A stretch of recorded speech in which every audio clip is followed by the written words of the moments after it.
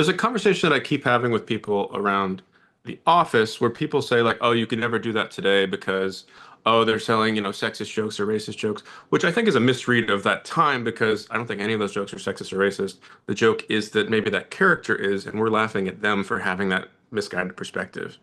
So, tell me about navigating, comedy within this world and making sure that it honors like the flaws of human perspective while also, maybe being in a world where people don't understand how to parse that anymore. This show intentionally is not repeating the comedy engine of The Office because it's not a reboot. It's a spinoff.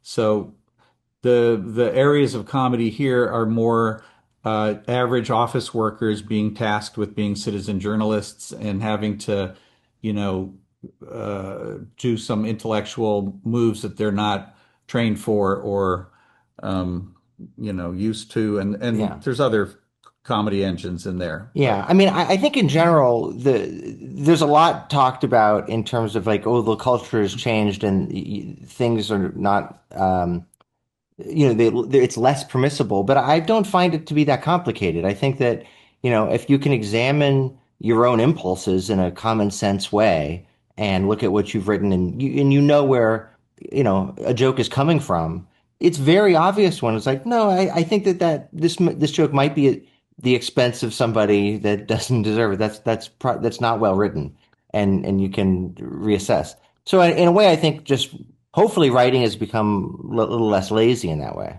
also there were funny shows other than All in the Family and The Office in the history of television, but those were the ones that maybe relied on characters saying offensive things and everyone getting on their case about it. How many of you have actually written for a paper before? I wrote a paper in junior high. Not quite the same thing. I've tweeted. You've tweeted? I'm in a group text.